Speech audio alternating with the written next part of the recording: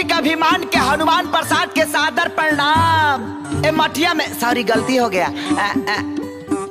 ए घर में केहू बाजी नर चाहे मादा। आई हो दादा कपड़ा बाया था पैटवा भी टोर ले भी कार है। ते कौन है इसरे? ना नीचे सलवार ना ऊपर कमीज ते कौना के बेटी है सिर्फ बदतमीज। माँ माँ माँ माँ ते हमार नकल काहे करे तारिस? का है ना हमारी माई नहीं है तो हम जब माई माई सुनते हैं ना तो थोड़ा इमोशनल खींच देते हैं। माँ माँ माँ स्वीटी कौन पड़ा घुस के आगल में बात के मगावे? बड़ा ना माताजी बेचारा घुसल बा। अच्छा अच्छा का काम बा? बात ऐसा है ना वो चौक पर हलवाई है ना चोखवा वो बोल रहा था कि आपके घर में रसोईया का जरूरत है और हम सोचे और नौकरी खींचने के लिए आ गए। का बनावेला? कच्ची पक्की के साथ है अध कच्ची का भी ट्रेनिंग जम के लिया हूँ। अद कच्ची? हाँ हाँ हाँ वही आमीन चाउमीन बर्गर पिज्जा। माँ ई रसोईया एकदम परफेक्ट बा। अच्छा अच्छा तो 5,000 रुपया महीना, खाना पीना रहना फ्री और साल में 2 सेट कपड़ा मंजूर? अरे माताजी सब मंजूर बा लेकिन 2 जड़ा अंडर बियर बढ़ा दीजिएगा। वो कहे? का है ना कि काहे से कि हमार बहुत फाटेला अंडर बियर। हाँ आओ अंदर।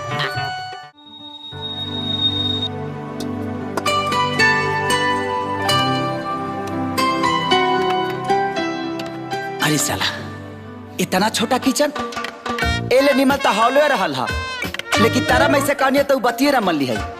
खैर कौनो बात ना। ए सुना ओबामा के जाने लू? उका हमार मौसी के बेटा हवन जे हम जानी। तो जान लो वो पाकिस्तान के प्रधानमंत्री हवन। हाँ साला इंडिया में 1500 करोड़ के केहू अपन घर ना बनावेला आऊ 1500 करोड़ में अपन किचन बनले बा। हाँ और सुना वही किचनवा में लैट्रिनो बनल बा। खात रही जात रही खात रही जात रही। सुना। हाँ सुनावा। तू अपन काम पे ध्यान दे। हाँ ढेर मत ढीला। तो एगो काम करा ला है अलुआ छीला। ए अरे अलुआ के कमाल पे चल ले जा। अरे माई फेर चूमे चलली प्रमोधवा छिना रवना उकर आल डोलेला उकर गाल डोलेला उकर जो बंध के झूले ले खेसारी बाबुआना।